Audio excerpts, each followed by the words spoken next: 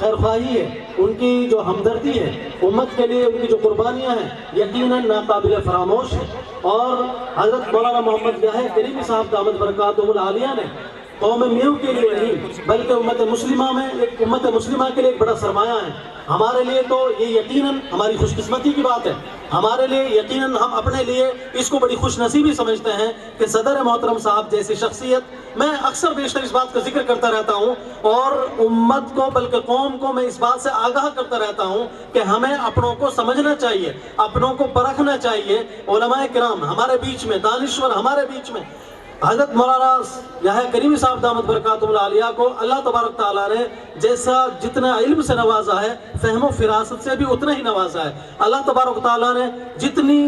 اللہ تبارک تعالیٰ ان کو دینداری سے نوازا ہے، اتنی ہی طریقے سے اللہ تبارک تعالیٰ نے امت کے خاطر، قوم کے خاطر ان کے اندر ایک غم، ایک درد، ایک خیر خواہی کا جذبہ بھی رکھا ہے۔ کون سا ایسا واقعہ، کون سا ایسا حادثہ، کون سی ایسی افتاد ہے کہ جو قوم پر پڑی ہو اور حضرت مولانا محمد یحییٰ کریمی صاحب، صدر محترم صاحب اس میں سرگرم نہ نظر آئے ہوں؟ قوم کے لیے ہر بات میں، ہر مشغلے میں، ہر معاملے میں، ہر موقع پر حضرت کا نام سر فہرست رہا ہے، حضرت سر فہرست نظر آئے ہیں جب بھی کوئی معاملہ آیا۔ لیکن یہ بات میں یہاں پہ ذکر کر دوں کہ مصلحت اور حکمت اور مقتضی حال، وقت کی اہمیت کو سمجھنے میں اللہ تبارک تعالیٰ نے مولانا محمد یحییٰ کریمی صاحب دامت برکاتہم کو یکتا رکھا ہے۔ وہ یکتا زمانہ ہے، یکتا روزگار ہے۔ یقیناً ان کو اللہ تبارک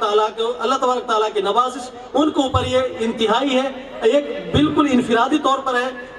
میں نے جتنا حضرت کو بہت نزدیک سے، غور سے اور قریب سے پرکھا ہے، بہت غور سے میں نے حضرت کو دیکھا ہے، سمجھا ہے، سوچا ہے، یقیناً جتنا لگاؤ اللہ تبارک تعالیٰ سے ہے، یقیناً اتنا لگاؤ اللہ تبارک تعالیٰ کی مخلوق سے بھی حضرت مولانا محمد یحییٰ کریمی صاحب دامت برکاتہم العالیہ کو ہے۔ میں اب جو ہے آپ حضرات سے گزارش کروں گا کہ صدر محترم کی اتہاسک باتیں ہوں گی، تاریخی باتیں ہوں گی، تاریخی بیان ہوگا، پرمغز بیان ہوگا۔ ہم تو اللہ تعالیٰ سے دعا گو ہیں کہ اللہ تبارک تعالیٰ ہمارے صدر محترم صاحب کو لمبی عمر دے، اللہ تبارک تعالیٰ انہیں شفا یاب رکھے، صحت یاب رکھے، اللہ تبارک تعالیٰ ان کا سایہ تادیر ہمارے سروں پر قائم اور دائم رکھے۔ اس لیے کہ ان ہستیوں کا، ان بزرگوں کا جب خلا ہو جاتا ہے، یہ دنیا سے جب چلے جاتے ہیں تو ان کے خلا پر نہیں ہوتا۔ ہم نے پہلوں کو بہت سو کو دیکھا ہے اور یقیناً ہمارے لیے تو اللہ تبارک تعالیٰ کی طرف سے حضرت صدر محترم صاحب اللہ کے خاص ہدیہ ہیں، خاص تحفہ ہیں، خاص گفٹ ہیں۔ ہمیں ان کی قدر کرنی چاہیے، احترام کرنا چاہیے اور ان سے ہمیں معتدبی فائدہ اٹھانا چاہیے۔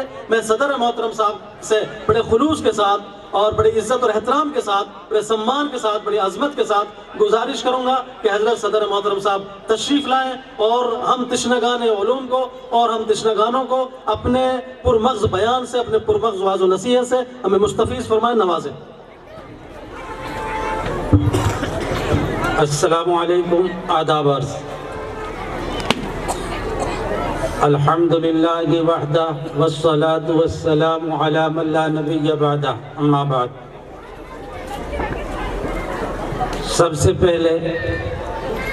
میں اپنے یہ دانشوران قوم اور علماء اعظام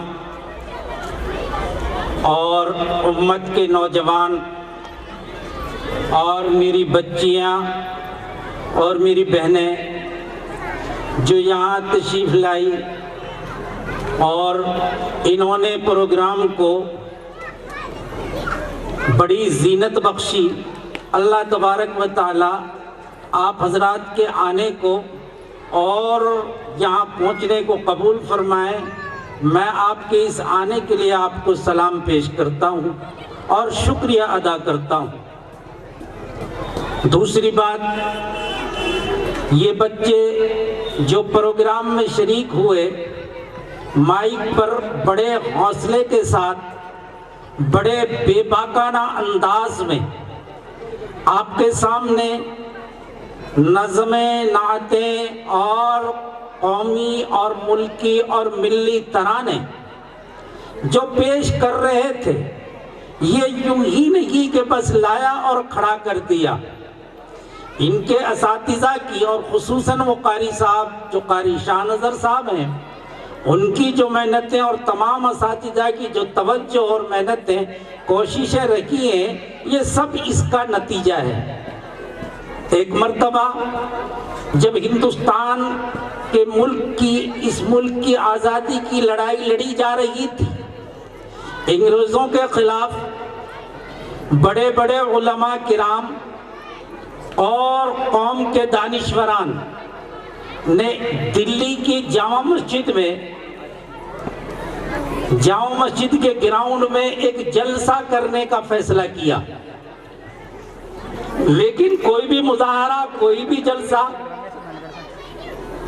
اپنی حقوق کی حاصل کرنے کے لیے جو کیا جاتا ہے اس میں گیدرنگ کی اور پبلک کی ضرورت ہوتی ہے، اس میں کسی شخص کی شخصیت نہیں شمار کی جاتی بلکہ اس میں سر گنے جاتے ہیں۔ اس لیے علماء کرام نے سوچا کہ ہم نے لوگوں کو اشتہار بھی دیے ہیں اور اعلان بھی کیے ہیں، لوگوں تک بات پہنچائی ہے، لیکن اندازہ یہ لگتا ہے کہ لوگ اتنی تعداد میں نہیں آ پائیں گے۔ اس وقت لوگوں کو کشتی لڑنے کا، اکھاڑوں کے تماشے دیکھنے کا، دنگلوں کو دیکھنے کا، پہلوانوں کو دیکھنے کا بڑا شوق تھا۔ تو اس زمانے کے علماء کرام نے رستم پہلوان کو دعوت دے دی اور اشتہار میں رستم پہلوان کا نام جو ہے دے دیا کہ لوگ اس کے نام کو دیکھ کر وہاں آئیں گے۔ رستم پہلوان کا نام سن کر وہاں جو ہے دہلی کی جامع مسجد کا اور لال قلعے تک کا جو ایریا تھا، وہ گراؤنڈ تھا، وہ سارا لوگوں سے بھر گیا۔ اب تقریر کی، بڑی جوشیلی علماء کرام نے تقریریں کی۔ جب رستم پہلوان کا نام لیا گیا تو رستم پہلوان تو جو ہے اکھاڑے کا پہلوان تھا، مائک کا اور لاؤڈ سپیکر کا پہلوان نہیں تھا۔ تو جب اکھاڑے سے اٹھ کر رستم پہلوان مائک پر آئے تو اوپر سے لے کر نیچے تک پسینہ آ گیا، اب کچھ نہ بول سکا، اور اس نے کہا کہ زندگی میں اگر مستی چاہتے ہو تو کشتی کرو، زندگی میں اگر مستی چاہتے ہو تو کشتی کرو، اگر زندگی میں کامیابی چاہتے ہو تو کثرت کرو۔ اور اس کے لیے بیٹھک اور ڈنڈ لگانے شروع کر دیے، بس اتنا میرے پاس آتا ہے۔ ایسے ہی یہ مائک پر کھڑا ہونا اتنا آسان کام نہیں ہے، ان اساتذہ کی محنتیں ہیں جس کی بنیاد پر آج یہ بچے بے باکانہ انداز میں آپ کے سامنے کھڑے ہو کر آپ کے ملک کی اور ہمارے اس پیارے وطن عزیز کی خوبیاں اور اس کے اوپر جان نچھاور کرنے کے جو امنگیں بچوں نے پیش کیے ہیں، ان کے اوپر بڑی محنت اور بڑی رات دن کی کوششیں لگی ہیں۔ اس لیے آپ حضرات کو بھی ان اساتذہ اور ان علماء اور ان مدارس کا شکر گزار ہونا چاہیے کہ رستم پہلوان جیسے پیچھے ہٹ گئے اور یہ بچے آگے بڑھ گئے۔ اسی طریقے سے 2008 میں دارالعلوم میں جمعیت علماء کا اجلاس ہوا، اس میں کپل سبل وغیرہ اور جو ہے کیا کہتے ہیں سوامی اگنیویش، پنڈت این کے شرما اور بڑے بڑے دانشوران قوم، تمام مذاہب کے ذمہ داران کو مدعو کیا گیا۔ آج تو جو ہے وہ گاتے گاتے گویا ہو گیا۔ بابا رام دیو جی اب تو ڈیبیٹ میں بھی بات کر لیتے ہیں، بابا رام دیو جی کو بھی اس میں دعوت دی گئی۔ جب وہ اسٹیج پر سب نے تقریر کی، پنڈت این کے شرما زبردست جو ہے اسپیکر تھے، اور ایسے ہی سوامی اگنیویش بڑی جو ہے بہترین مقرر تھے، اور وہ سیاسی کپل سبل جی وہ بھی بڑے مقرر تھے، سچن پائلٹ جی وہ بھی بڑے مقرر تھے۔ انہوں نے تو اپنے اپنے اعتبار سے تقریریں کی۔ جب بابا رام دیو کا نمبر آیا اور وہ اسٹیج پر آ کر مائک پر کھڑا ہوا تو انہوں نے یہ کہا کہ انسان کی طاقت انسان کی چیسٹ سے ہے، اگر پھیپھڑے انسان کے کھلے ہوئے ہیں تو بڑی کامیابی ملے گی، اس لیے ایسے منہ میں کے سانس پھینکو اور ایسے ناک میں کر لمبا سانس لو، پھیپھڑے کھل جائیں گے، یہ جسم کی کثرت ہے۔ اور بس وہ ایک ایک کر मैदान से हट गया, कुछ ना बोल सका। दोस्तों ये बड़ा कठिन मसला है। मैं इन असातिज़ा किराम और इन बच्चों को, माँ बापों को जिन्होंने इनको इस इदारे में भेजकर उनका वक्त दिया, उनके ऊपर पैसे भी खर्च किए, मैं उनका भी शुक्रिया अदा करता हूँ। तीसरे नंबर की बात दोस्तों अज़ीज़ो बुज़ुर्गों, आज जो ये तिरंगा झंडा जिसकी परचम कुशाई की रस्म हमने अदा की है, और आज इस प्रोग्राम में जो शहनाई का अमल हुआ है, खुशियां जो है तालियों के साथ खुशियां मनाई गई हैं। हमारी बेटियां, हमारी बच्चियों ने आज ये अपनी कुर्बानियां और अपने जेवरात निकाल कर भी जो है इस मुल्क की खुशी में उन मुल्क की तारीफ करने वाले बच्चों के लिए जो निछावर किया है, ये सारा जो है ये ऐसे नहीं कि टेंट वाले से कह दिया कि स्टेज लगा लीजिए, पाइप वाले से कह दिया कि हम झंडा फहराने के लिए एक चखली का पाइप चाहिए और हम जो है झंडे को लेकर आ गए और सुतली लगाकर खींच दिया। नहीं मेरे प्यारे भाइयों, आप हजरात ने हजरत मौलाना तौफीक साहब मद्दज़िल्लुल आली की ज़बानी सुना है कि ये 400 साल की मेहनत है। जहांगीर के ज़माने से हिंदुस्तान को जो है ये गुलाम बनाने की कोशिशें होती रही। दोस्तों अज़ीज़ो बुज़ुर्गों, औरंगज़ेब आलमगीर आए, उन्होंने इस मुल्क को बचाने के लिए ही नहीं बल्कि उसके ज़माने में जितना बड़ा हिंदुस्तान था, ना उससे पहले इतना बड़ा हिंदुस्तान था और ना उसके बाद इतना बड़ा हिंदुस्तान रहा। क्योंकि उस वक्त श्रीलंका हो, अफगानिस्तान हो, बर्मा हो मेरे दोस्तों, और जो है नेपाल हो या और कोई मुल्क हो, मैं जिनका नाम लेना भी पसंद नहीं करता, ये सब हिंदुस्तान में शामिल थे। इतना बड़ा हिंदुस्तान बनाया था। और उसके बाद जो और दूसरे बादशाह आए वो ऐस परिस्थिति में आकर उन्होंने कुछ किया। दोस्तों अंग्रेजों की चाल में फंस गए। अंग्रेज की बात भी मैं बता दूं, ईसाई एक ऐसा मजहब है जिसमें आपस में प्यार मोहब्बत को बड़ा बढ़ावा दिया जाता है और बड़ा प्यार दिया जाता है। अगर कोई एक कनपटे में थप्पड़ मारे तो ईसाई मजहब कहता है कि बजाय बदला लेने के अपनी दूसरी कनपटी भी उसके सामने पेश कर दी जाए। लेकिन उन ईसाई गुंडों ने, वो अंग्रेज गुंडों ने ईसाइयत को बदनाम कर कर अधर्मी तौर पर वो आए। दुनिया का कोई मजहब, दुनिया का कोई जो है मसलक किसी इंसान को, किसी इंसानियत को, किसी मखलूक को हिस्सों में बांटने की, उनकी नाकदरी करने की इजाजत नहीं देता। दोस्तों अज़ीज़ो बुज़ुर्गों, को वो अंग्रेज आए और उन्होंने क्या क्या किया। उन्होंने पहले रजवाड़े तोड़े, कुछ लोगों को रिश्वत देकर अपनी तरफ उन्होंने माइल किया। लेकिन बहुत से ऐसे बादशाह और बहुत से ऐसे जानिसार, मुल्क से मोहब्बत करने वाले, कौम से प्यार करने वाले ऐसे रहे जिन्होंने अंग्रेज की गुलामी को इख्तियार करने के मुकाबले में अपने इस दुनिया से अलविदा कहने को पसंद किया और अपना खून बहाकर हिंदुस्तान की सरजमीन को रंगीन करके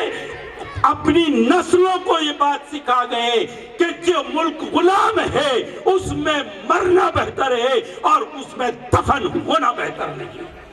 मरना तो बेहतर है लेकिन दफन होना भी बेहतर नहीं है। गुलाम जमीन में जीना तो जमीन पर रहकर जीना तो बड़ी बात है, लेकिन मरकर भी दफन होना उसमें अच्छा नहीं है। इसलिए वो अपने बच्चों को, अपनी नस्लों को छोड़कर गए और इस मुल्क की आज़ादी के लिए उनकी नस्लों ने, उनके बच्चों ने अपनी जान को कुर्बान किया, अपने बच्चों को यतीम किया, अपनी बीवियों को बेवा किया। और मेरे दोस्तों क्या क्या तमन्नाएं वो दिल में लिए हुए थे। टीपू सुल्तान रहमतुल्लाह अलैह सरंगापट्टनम में अपने किले में मौजूद थे। अंग्रेज देखते थे कि हिंदुस्तान के हर कोने में अगर आज कोई बहादुर है تو وہ ٹیپو سلطان ہے۔ انہوں نے ان کے رشتہ داروں کو جو بڑے بڑے عہدوں پر فائز تھے، انہوں نے جو ہے ان کو اپنی طرف مائل کیا، رشوتیں دی اور کہا کہ یہ قلعے کے مالک تم رہو گے اور بادشاہ ہم تمہیں بنائیں گے، تم اس سے بغاوت کر دو۔ ان کے قریبی رشتہ داروں نے ان سے بغاوت کی اور ٹیپو سلطان کو 1799 میں انگریز کے مقابلے میں شہادت کا جام پینا پڑا۔ جب شہادت کا جام انگریز کے مقابلے میں انہوں نے پی لیا، ٹیپو سلطان کی لاش خون میں لت پت تھی، ایک انگریز فوجی نے کھڑے ہو کر ان کی چھاتی پر چڑھ کر یوں کہا کہ میں اعلان دوستان ہمارا ہے، اب کسی کی ہمت نہیں جو ہمارے پنجے سے پنجہ ملا سکے۔ اور تھا بھی یہی میرے دوستو، 2 سال تک کا عرصہ ایسا ہی گزر گیا۔ 1803 میں ایک بہادر حضرت مولانا شاہ عبدالعزیز محدث دہلوی رحمت اللہ علیہ منظر عام پر آئے۔ آج دنیا فتووں کی مخالفت کرتی ہے، میڈیا کے ہاتھ میں فتوے آ جائیں تو ان فتووں کو کیا کیا نام دے کر بدنام کرتی ہے۔ یہ انہی فتووں کا نتیجہ ہے کہ آج ہم ترنگے کے سائے میں خوشحالی کی زندگی گزار رہے ہیں۔ دوستو، عزیزو، بزرگو، سن لیجئے کیا ہوا۔ حضرت شاہ عبدالعزیز محدث دہلوی نے 1803 میں دوستو، عزیزو، بزرگو، یہ فتویٰ جاری کیا کہ جس طریقے سے دین کے اور اعمال کرنے فرض ہیں، اسی طریقے سے انگریزوں سے مقابلہ کرنا، جہاد کرنا، حق کو غالب کرنا اور باطل کو مغلوب کرنا، یہ ہمارا فرض ہے۔ تو اس وقت کے تمام علماء ان کی آواز میں آواز ملا کر انگریز کے مقابلے میں میدان میں کھڑے ہوئے۔ لیکن 1808 میں حضرت شاہ عبدالعزیز محدث دہلوی کو کسی قریبی کے ذریعے انگریز نے زہر دلوا دیا، جس سے حضرت رحمت اللہ علیہ اندھے ہو گئے اور تقریباً 3-4 سال کے بعد اس دنیا سے چلے گئے۔ لیکن حضرت احمد شہید دہلوی اور حضرت میرے دوستوں اور دوسرے ان کے شاگرد میدان میں اترے اور یہ چلتا رہا۔ 1857 کا جو غدر ہوا اس میں یہ معاملہ تھا، میرے دوستوں، مسٹر ٹامسن خود لکھتے ہیں، انگریز ہیں، اپنی تاریخ اور اتہاس کی کتابوں میں لکھتے ہیں کہ میں جو ہے چاندنی چوک میں تھا اور چاندنی چوک میں اپنے تمبو میں بیٹھا ہوا تھا۔ میں نے دیکھا کہ مجھے کچھ بدبو سی آ رہی تھی۔ میں اپنے تمبو سے، خیمے سے باہر نکل کر گیا تو میں نے دیکھا کیا ہو رہا ہے، تو 40 مولویوں کو آس پاس کھڑے کر رکھا ہے اور 40 مولویوں کے کپڑے اتار کر ان کو آگ میں ان کے پکوڑے اور کباب بنایا جا رہا ہے۔ اور ان 40 مولوی جو آس پاس کھڑے تھے، انگریز افسر اس وقت کے ننگے یوں کہہ رہے تھے، اے مولویوں دیکھ لو، یہ 40 کا پکوڑا بنایا جا چکا ہے اور یہ کباب بن چکا ہے، اگر تم بھی کباب بننا چاہتے ہو تو تیار ہو جاؤ، اور اگر تم اپنے آپے کو پکوڑا بننے سے، چلنے سے بچانا چاہتے ہو تو یہ اعلان کر دو کہ ہم شاہ عبدالعزیز محدث دہلوی نے جو انگریز کے خلاف جہاد کا فتویٰ دیا ہے، ہم اس کی مخالفت کر کے اس کا ساتھ نہیں دیتے۔ ان 40 مولویوں نے، ڈاکٹر مسٹر ٹامسن لکھتے ہیں کہ میں نے دیکھا کہ وہ 40 مولوی اپنی جگہ سے ٹس سے مس نہیں ہوئے اور اس ملک کی حفاظت کی خاطر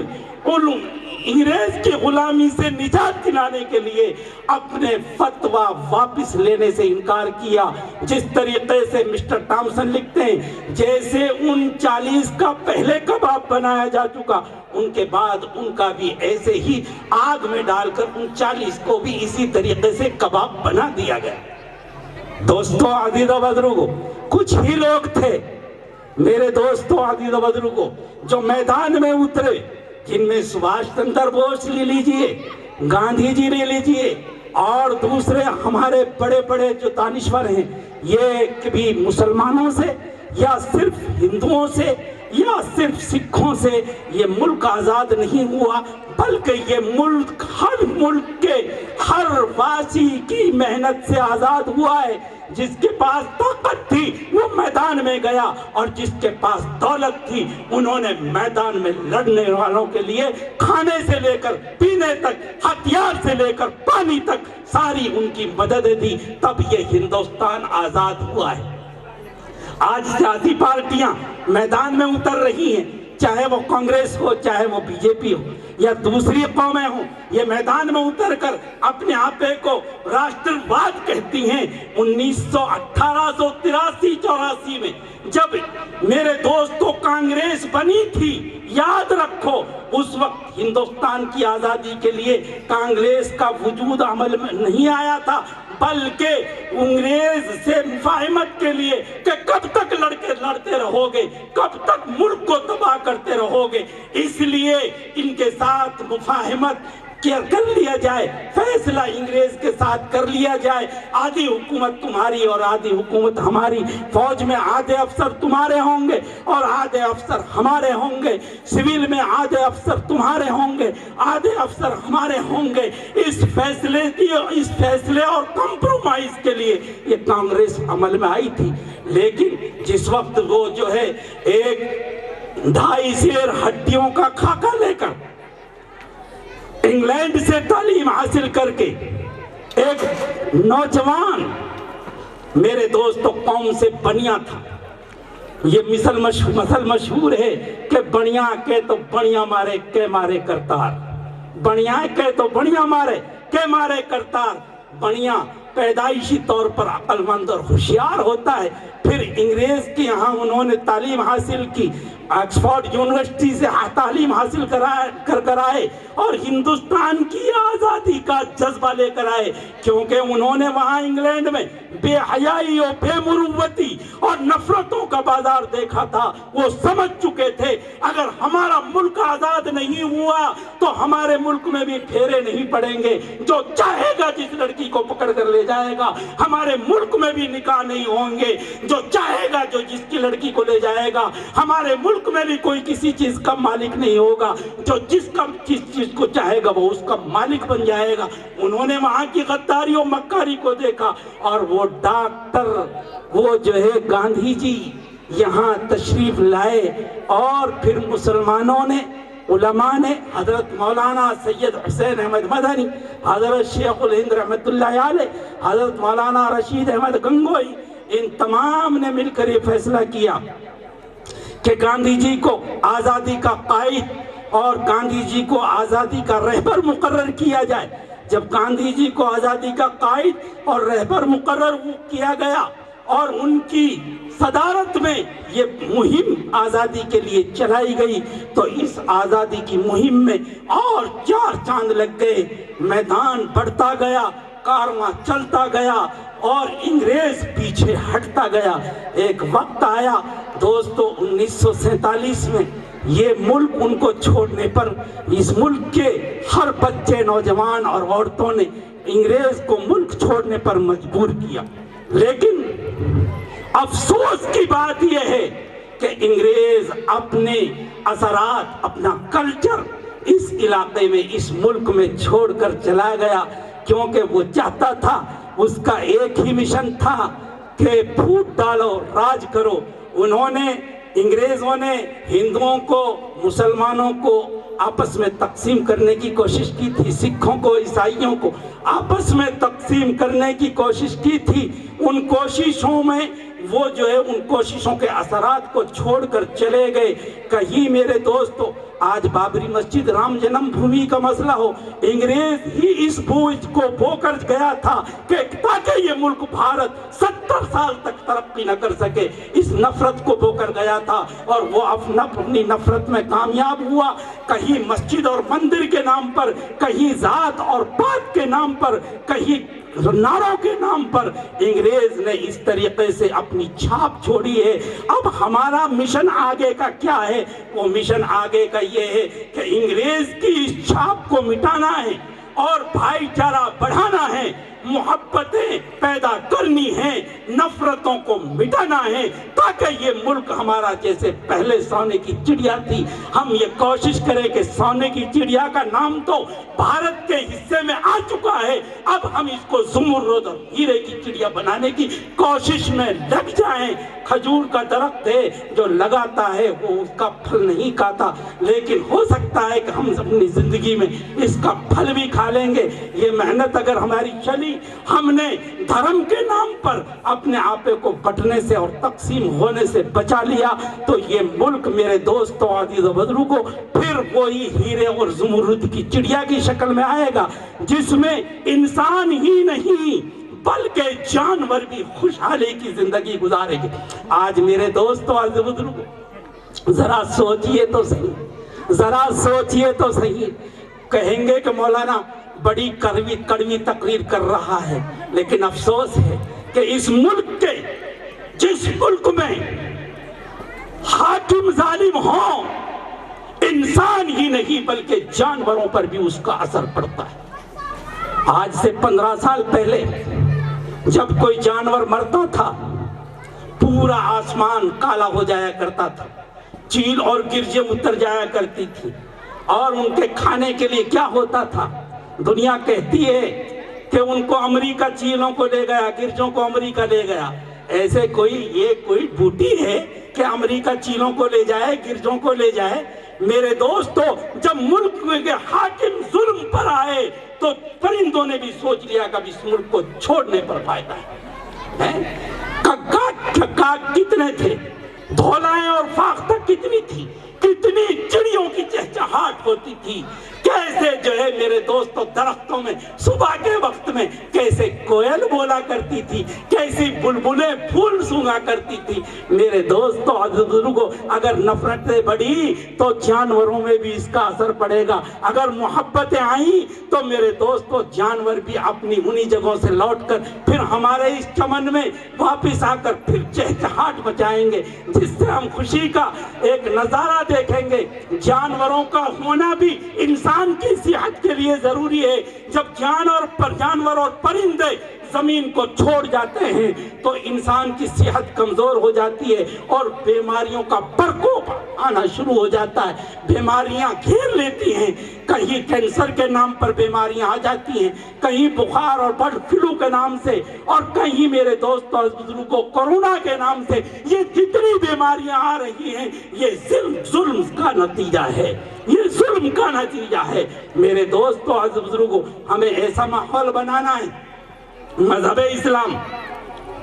اسلام محبتوں کا درس دیتا ہے، محبتوں کا سبق دیتا ہے، لیکن آج جب اللہ اکبر کا نعرہ کہیں دوسری جگہ لگ جاتا ہے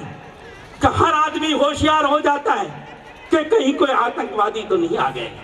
اللہ اکبر کے نام کو ان نام نہاد مسلمانوں نے، جن کو اسلام نے اپنی صفوں سے نکال دیا ہے، مسلمان اس کو جو آتنکواد ہو، جو دہشت گرد ہو، مسلمان ان کو اپنی صفوں میں نہ پہلے اجازت دی ہے اور نہ اب اجازت دے رہا ہے، اور نہ آئندہ ایسے ظالم لوگوں کو وہ اجازت دے گا، چاہے اس کا نام عبداللہ ہو اور چاہے اس کا نام عبد الرحمن ہو، چاہے وہ رام کمار ہو، چاہے وہ دھرم سنگھ ہو۔ ایسے لوگوں کو ہم اپنی صفوں میں کوئی اجازت نہیں دیں گے۔ جس آدمی کو محبت وطن سے نہیں، اس آدمی کا وہ مذہبی آدمی ہو ہی نہیں سکتا، دھارمک آدمی ہو ہی نہیں سکتا۔ اس لیے میرے دوستوں اور بزرگوں، اس ملک کی حفاظت کے لیے، اس ملک کو بچانے کے لیے، اس ملک میں وہ ہی رونق واپس آنے کے لیے، آج لوگ آسمانوں کی طرف دیکھتے ہیں کہ بارش کب ہوگی، سوکھا پڑ رہی ہے، برسات نہیں ہو رہی ہے۔ یہ وہ ملک تھا جس میں 3 موسم تھے، 15 فروری سے 15 جون تک گرمی، 15 جون سے 15 نومبر تک بارش ہوتی تھی، اور 15 نومبر سے 15 فروری تک سردی ہوا کرتی تھی۔ 3 موسم اپنے سارے حق، ساری خوبیوں کے ساتھ آتے تھے۔ لیکن آج میرے دوستو کہ آج تو سلونا ہے، رام کے پوتر بھی نہیں دھو رہے، آج تو بارش نہیں ہو رہی، پورے ملک میں کہیں دھو جاتے ہوں گے۔ انتظار کیا جا رہا ہے جب خدا کی مخلوق کے ساتھ درختوں کی کم پیداوار ہوتی ہے پہاڑوں کے ساتھ چھیڑخانی کی جاتی ہے،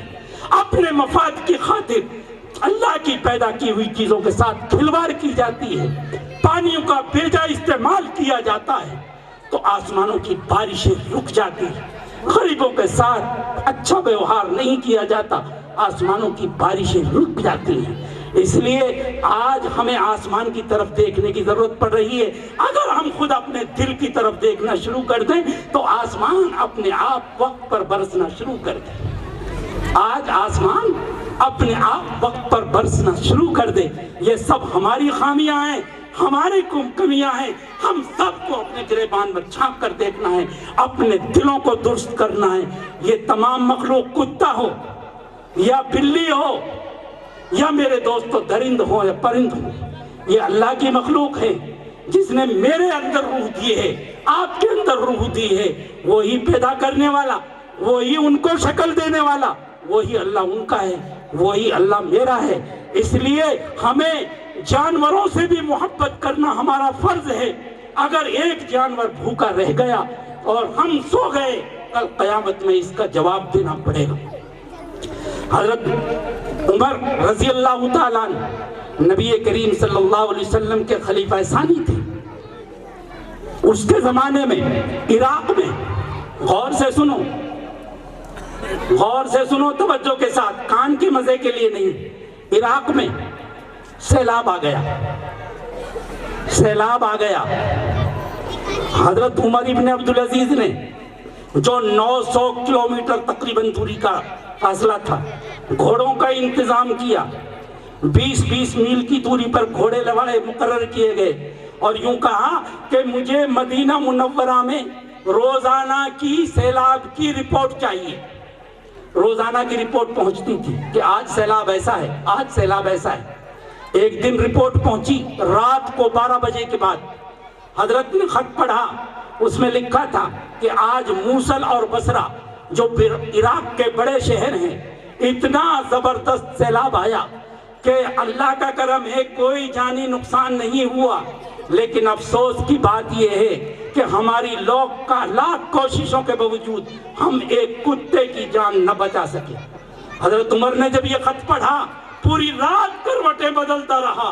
پوری رات جو ہے سونے سے آنکھوں سے آنسو ٹپکتے رہے۔ صبح ہوئی، فجر کی نماز ادا کی، نمازی جب مسجد میں تھے،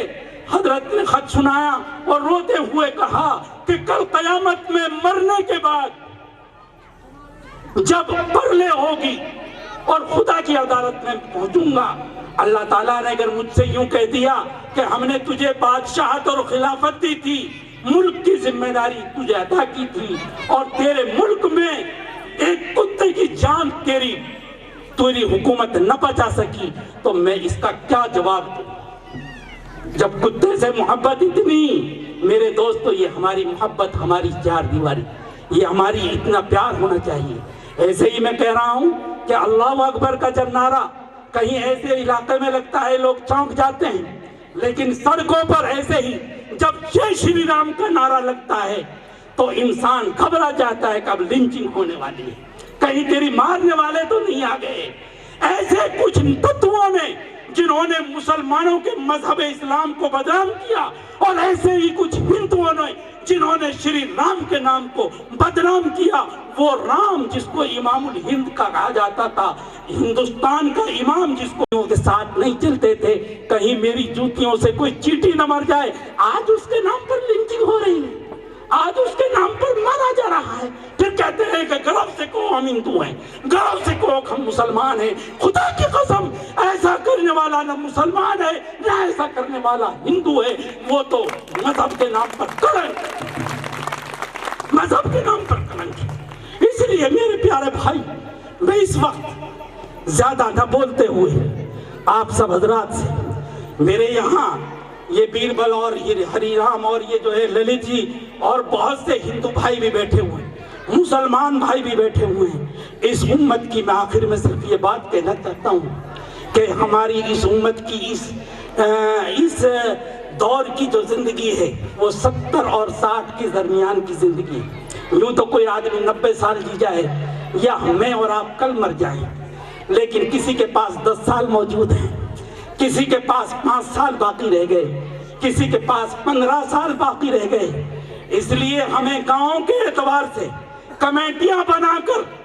آپسی سوہارد اور آپسی محبت، آپسی بھائی چارے کو قائم کرنا ہے۔ بھائی چارہ رہا تو ملک قائم رہے گا، اور بھائی چارہ بگڑا تو ملک برباد ہو جائے گا، چاہے ساری دنیا کوشش کرے۔ لو انفقت ما فی الارض جمیعا ما الفت بین قلوبہم، اگر تم نے ساری دنیا کی دولت خرچ کر دی، تم لوگوں کو اپنے ساتھ پیار سے نہیں جوڑ سکتے۔ یہ میں نہیں کہہ رہا، 1450 سال پہلے اللہ نے محمد صلی اللہ علیہ وسلم پر یہ آیت نازل فرمائی تھی، لو انفقت ما فی الارض جمیعا ما الفت بین قلوبہم، اگر تم ساری دولت کو خرچ کر دو لیکن اخلاق کے بغیر تم پیار نہیں حاصل کر سکتے۔ یہ اللہ نے فرمایا ہے۔ اس لیے میرے دوستو، دولت کام آنے والی نہیں، جوانی بھی کام آنے والی نہیں، اصل ہے اخلاق اور پیار اور محبت، یہ بھائی چارہ۔ ہم اس کو آگے بڑھائیں گے تاکہ ہمارا یہ ملک، میرے دوستو عزیز بزرگوں، ترقی کرے، ہماری نسلیں ہمیں دعائیں دیں تاکہ ہماری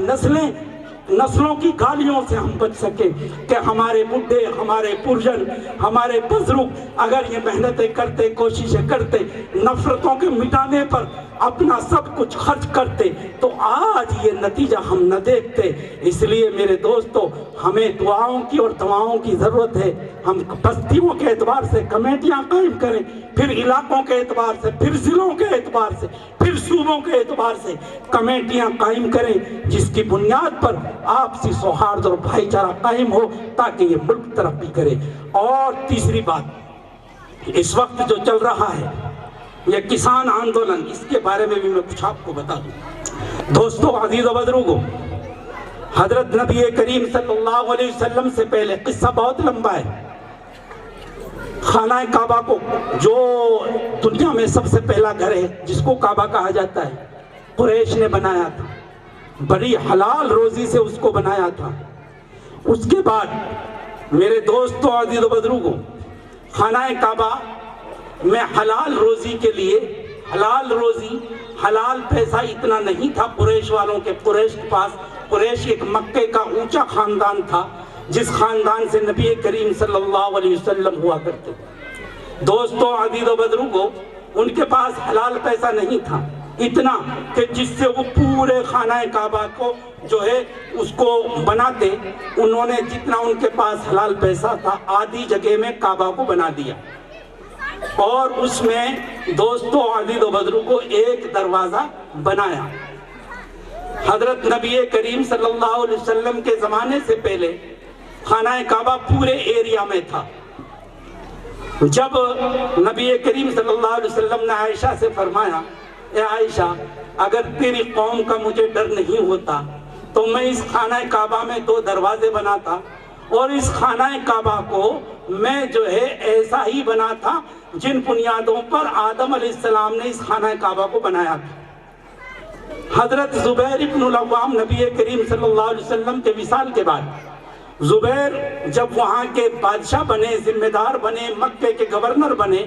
تو عائشہ نے ان کو بتایا۔ حضرت عائشہ کے کہنے کے مطابق خانہ کعبہ جو ہے پھر انہی بنیادوں پر، جن بنیاد پر آدم علیہ السلام نے بنایا تھا، ان بنیادوں پر بنایا، اور اس میں 2 دروازے رکھے۔ اس کے بعد ایک ظالم بادشاہ آیا، حجاج بن یوسف ایک بادشاہ تھا، اس نے آیا اور اس نے خانہ کعبہ کو توڑوا دیا، اور جیسے پہلے تھا، یعنی کہ ایک دروازے والا جو آج ہے، ایسا خانہ کعبہ آدھے حصے میں بنا دیا۔ پھر جب خلافت عباسی آئی تو تمام علماء نے اکٹھے ہو کر یہ فیصلہ کیا کہ کعبہ جس حالت میں ہے اسی حالت میں کعبہ کو رکھا جائے۔ اگر ہم نے پھر توڑا، پھر بنایا، تو جو بھی قیامت تک بادشاہ آئے گا وہ اس کعبے کے ساتھ کھلواڑ کرتا رہے گا۔ دوستو، یہ کھلواڑ برداشت نہیں ہے۔ ہمارے ڈاکٹر بھیم راؤ امبیڈکر کی صدارت میں، جیسے مولانا توفیق صاحب نے بتایا تفصیل کے ساتھ، میں مختصر قانون بنا، اور 26 جنوری 1950 میں یوم جمہوریہ کا دن پہلے منایا گیا۔ دوستو، ہم ڈاکٹر بھیم راؤ امبیڈکر کو سلام کرتے ہیں اور یہ یاد کرتے ہیں کہ اللہ تبارک و تعالی ان کی اس قربانی کو قبول فرمائے۔ دوستو یہ قانون ایسا بنا، لیکن اس قانون میں ایک شک باقی رہ گئی کہ اکثریت جو بھی آئے سنسد بھون میں بیٹھ کر قانون میں شنشودھن، نیا قانون بنانا،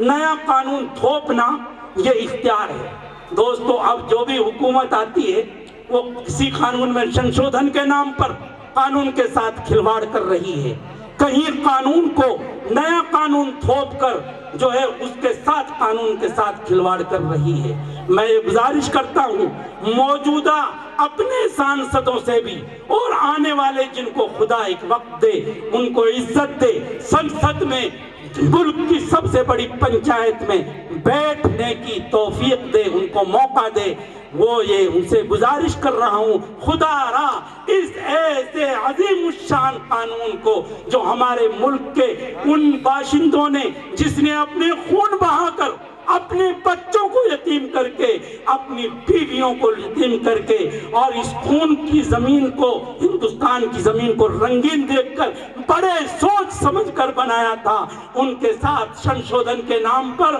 اور قانون کی تبدیلی کے نام پر اس قانون کے ساتھ کھلواڑ نہ کریں۔ ہم اس قانون کو پسند کرتے ہیں اور اس قانون کو باقی رکھنے کے لیے ہم ہر ممکن قربانی دینے کے لیے تیار ہیں۔ میرے پیارے بھائیوں، جب یہ گفٹ ہمیں